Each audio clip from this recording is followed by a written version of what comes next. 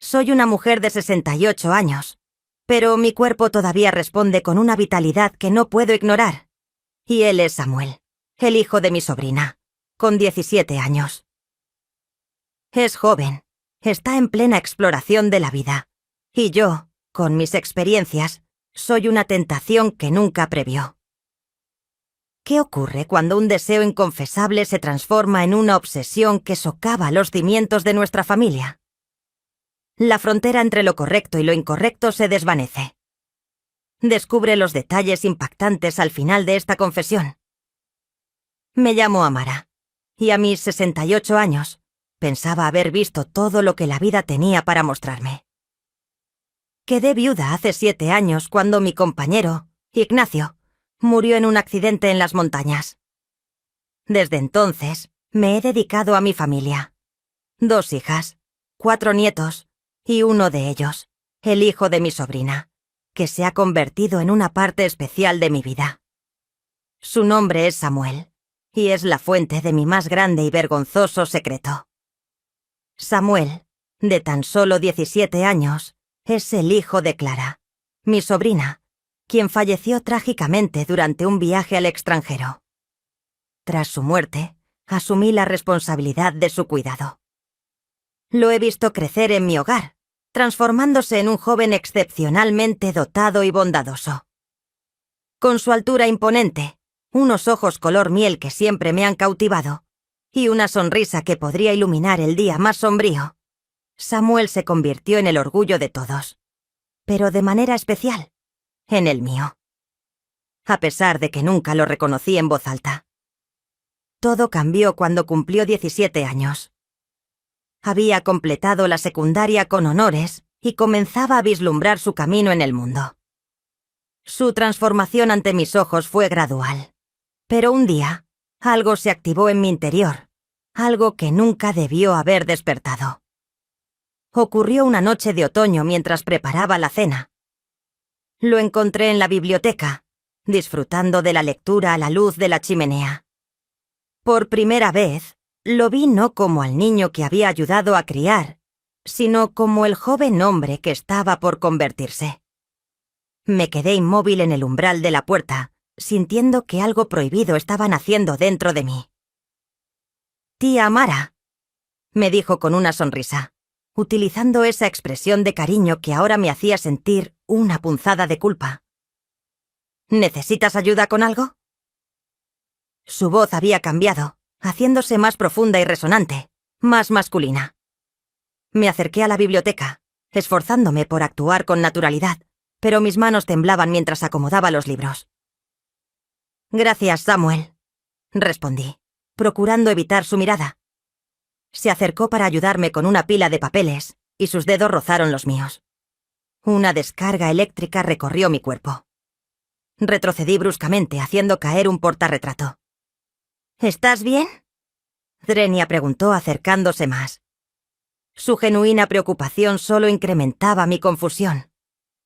Los siguientes días fueron una tortura. Cada instante compartido, cada sonrisa inocente, se convertían en una aflicción. Me reprochaba los pensamientos que comenzaban a invadir mi mente. Él era el hijo de mi sobrina. Lo había cuidado, y aún así, algo perverso germinaba dentro de mí. Samuel notó mi cambio de comportamiento. Intentaba evitarlo.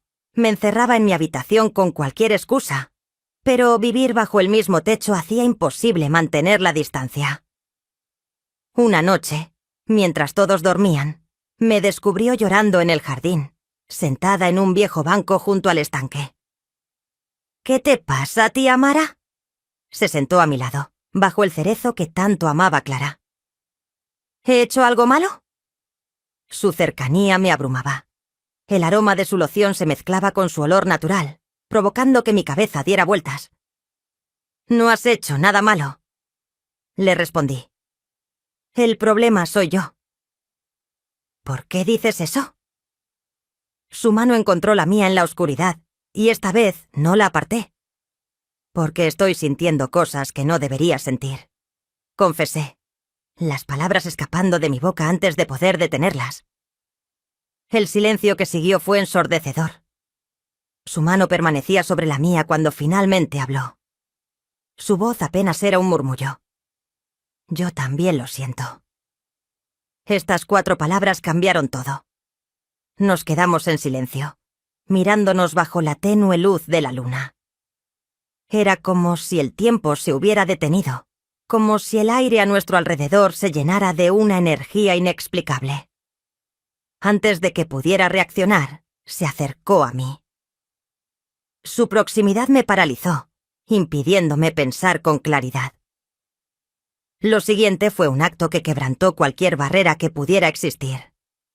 Era un contacto suave, casi tímido, pero cargado de una intensidad que me dejó sin aliento. Debí detenerlo en ese momento. Debí alejarme, pero no lo hice. Algo en mí, algo que creía dormido, despertó. Respondí de manera instintiva, como si esa chispa hubiera prendido un fuego que llevaba años apagado. El mundo a nuestro alrededor desapareció. Solo quedamos nosotros, inmersos en un momento que parecía trascender todo. No era solamente lo que estaba sucediendo, sino también su significado. Una conexión que iba más allá de la lógica, más allá de cualquier límite, que una vez consideré inviolable. Nuestra relación se transformó en algo peligroso y adictivo. Recuerdo de manera especial aquel día mientras ordenaba el estudio. Esa mañana, elegí un vestido de seda, fresco y ligero, ideal para el calor que hacía. No tenía nada de particular ni llamativo, simplemente era cómodo. Me concentré en mis tareas, enfocada en mantener todo en orden, sin pensar demasiado en mi apariencia o en cómo podía ser percibida desde ciertas perspectivas.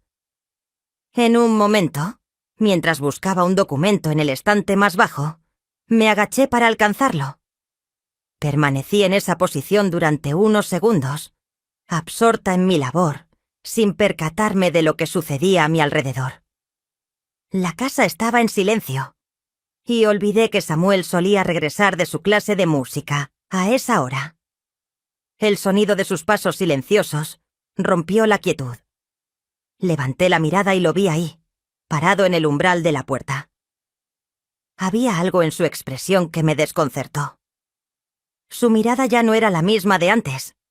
Había en ella algo diferente, algo que no lograba descifrar, pero que me hacía sentir extraña.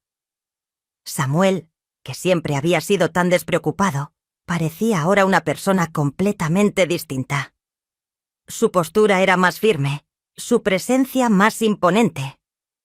En su rostro se veía una seriedad que antes no había notado. En ese instante me sentí vulnerable, como si el tiempo hubiese alterado nuestra dinámica sin que yo lo notara. Me apresuré a ponerme de pie y continuar con mi trabajo, pero la sensación de su mirada seguía acompañándome. Era como si una barrera invisible entre nosotros se hubiera roto y yo no supiera cómo actuar. ¿Era solo mi imaginación o realmente había algo diferente en él? ¿Necesitas ayuda con algo? Logramos, pregunté intentando mantener la calma mientras me levantaba rápidamente. Trataba de disimular la incomodidad que me invadía, pero al mirarlo, me di cuenta de que él no apartaba su mirada de mí. Su expresión mostraba algo más que simple curiosidad, y por un instante, mi corazón se aceleró de una manera inexplicable. No podía entender lo que estaba sintiendo, pero era algo que no podía negar. Samuel se acercó lentamente, sin decir nada, y en el aire se sentía una tensión que antes no había existido entre nosotros. Se encontraba a pocos centímetros de mí, tan cerca que podía percibir su calor, su aliento. «Estás trabajando mucho, tía. Deberías descansar un poco», dijo suavemente. Su voz era más grave de lo que recordaba. La palabra tía ya no sonaba como antes. Había algo más en su tono, algo más cercano. Me sentí confundida, vulnerable. En un impulso me aparté ligeramente, pero él continuó mirándome. Podía sentir cómo la presión de su presencia llenaba cada espacio a nuestro alrededor y, entonces, sin previo aviso, Acercó su rostro al mío. Lo hizo lentamente, casi con cautela, como si estuviera esperando alguna señal. No supe cómo reaccionar. Me quedé inmóvil, atrapada en un mar de emociones contradictorias. Mi mente me decía que debía detenerlo, que aquello no era correcto, pero mi cuerpo parecía tener voluntad propia. Su cercanía era abrumadora. En ese instante el mundo dejó de existir. Mi corazón retumbaba con fuerza, llenando el silencio de aquel espacio, y todo en mí se desbordó. La tensión que existía entre nosotros parecía haber hallado una salida, y me dejé llevar, incapaz de resistirme. Mi respiración se volvió irregular, y a cada instante sentía cómo la razón se desvanecía. Su proximidad era como un imán que no podía ignorar. Me susurró algo al oído, algo que mi mente no logró captar del todo, pero no importaba. Las palabras eran innecesarias.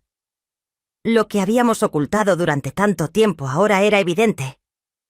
En ese momento no existía ni el pasado ni el futuro, solo el presente, y no había vuelta atrás. El tiempo parecía haberse detenido, y en ese instante, todo lo demás quedó en segundo plano. Era como si estuviéramos atrapados en una danza sin pasos, un lenguaje que ambos entendíamos sin decir una palabra. Finalmente nos separamos.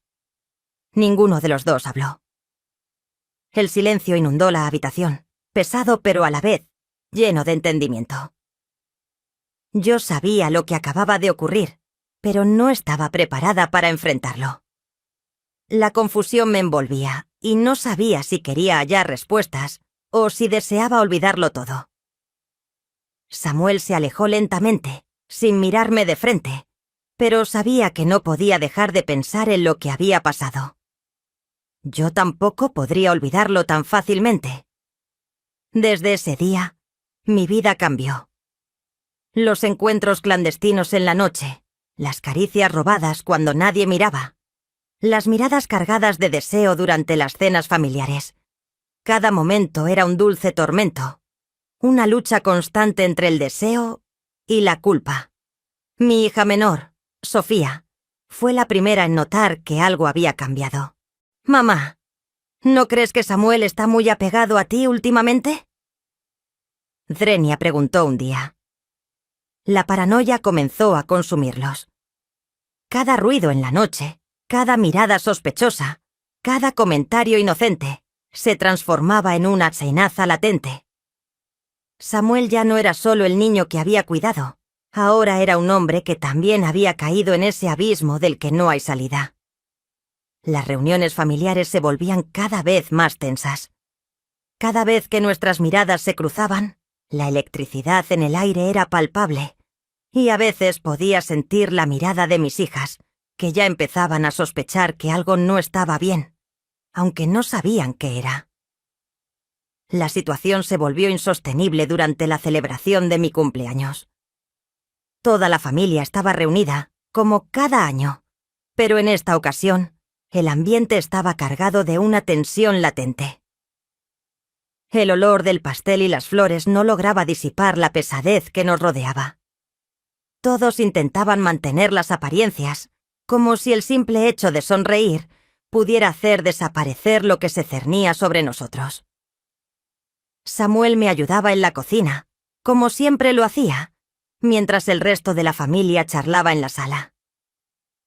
El champán fluía generosamente y las voces alegres de mis nietos resonaban en la casa, pero para mí todo sonaba como una burla cruel.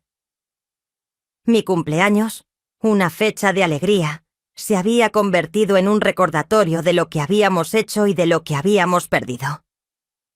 En un momento de debilidad, Samuel se acercó a mí como lo había hecho en otras ocasiones, sin que nadie lo notara.